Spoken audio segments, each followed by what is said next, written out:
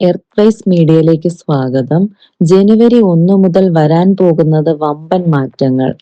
പുതിയ GST നിരക്കുകൾ മുതൽ വിസ നിയമങ്ങളും മൊബൈൽ ഡേറ്റ നിരക്കുകളിലെ മാറ്റങ്ങളുമൊക്കെ 2025 ജനുവരി 1 മുതൽ നിങ്ങളുടെ കുടുംബ ബഡ്ജറ്റിനെയും ബാധിച്ചേക്കും.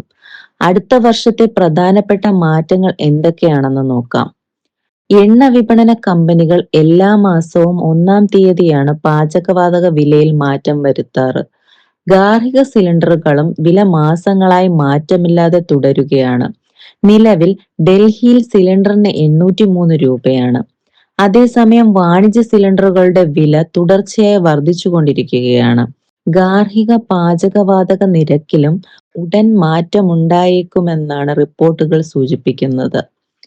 കേരളത്തെ സംബന്ധിച്ച് കാർ ഇല്ലാതെ വീട് വളരെ ചുരുക്കമാണ്. ഒന്നിലധികം കാറുകളുള്ള നിരവധി വീടുകൾ ഇവിടെയുണ്ട്. എന്നാൽ കാർ പ്രേമികളെ സംബന്ധിച്ച് അല്പം നിരാശയുള്ള വാർത്തകളാണ് വരുന്നത്.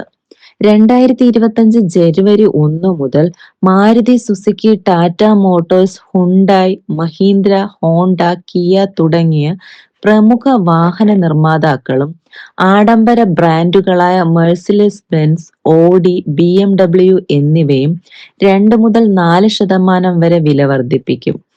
ഉയർന്ന ഉൽപാദന ചിലവ്, വർദ്ധിച്ച കൂലി അടക്കമുള്ള ഘടകങ്ങളാണ് വില വർധനയ്ക്ക് കാരണമെന്നാണ് നിർമ്മാതാക്കൾ പറയുന്നത്.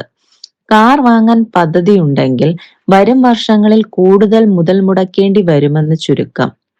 ജിയോ, എയർടെൽ, വോഡഫോൺ, BSNL തുടങ്ങിയ ടെലികോം ഭീമന്മാർ ഉടൻ തന്നെ ഡാറ്റ ചാർജ് പ്ലാനുകൾ കൂട്ടിയേക്കും. പുതിയ നിരക്കുകൾ ജനുവരി 1 പ്രാബല്യത്തിൽ വരും. ടെലികമ്മ്യൂണിക്കേഷൻസ് റൂൾസ് 2024 സെപ്റ്റംബർ 19 ടെലികമ്മ്യൂണിക്കേഷൻ വകുപ്പ് അവതരിപ്പിച്ചത്.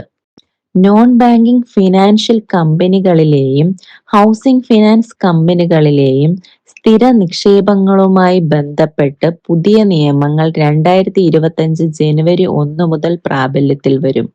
ഈ വർഷം ആദ്യമാണ് പൊതുനിക്ഷേപങ്ങളുടെ സുരക്ഷ വർദ്ധിപ്പിക്കാൻ ലക്ഷ്യമിട്ട് റിസർവ് ബാങ്ക് ഓഫ് ഇന്ത്യ ഇത്തരമൊരു നിർദ്ദേശം അവതരിപ്പിച്ചത്. പൊതുജനങ്ങളിൽ നിന്ന് നിക്ഷേപങ്ങൾ സ്വീകരിക്കുന്നതിനുള്ള നിയന്ത്രണങ്ങളടക്കം ഇതിൽ ഉൾപ്പെടുന്നു. ഇത് പൊതുജനങ്ങളെ സംബന്ധിച്ച് ആശ്വാസകരമായ കാര്യമാണ്. 2025 ജനുവരി 1 മുതൽ ലളിതമായ രീതിയിൽ പെൻഷൻ പിൻവലിക്കാൻ സാധിക്കും.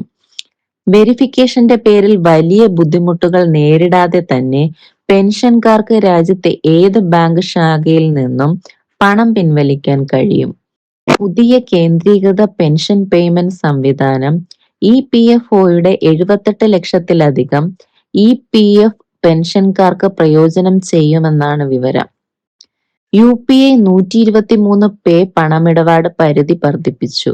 മുൻപ് പരമാവധി ഇടപാട് പരിധി 5000 രൂപയായിരുന്നു.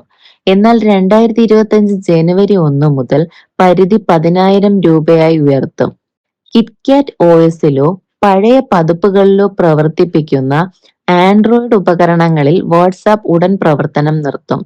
ഈ മാറ്റം Samsung, LG, Sony, HTC, Motorola തുടങ്ങിയ ബ്രാൻഡുകളിൽ നിന്നുള്ള ജനപ്രിയ മോഡലുകളെ ബാധിക്കും.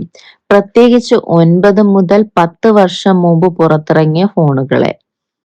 2025 ജനുവരി 1 മുതൽ ലോകമെമ്പാടുമുള്ള സന്ദർശകർക്ക് ഔദ്യോഗിക വെബ്സൈറ്റ് വഴി തായ്ലൻഡ് വിസയ്ക്ക് അപേക്ഷിക്കാൻ കഴിയും.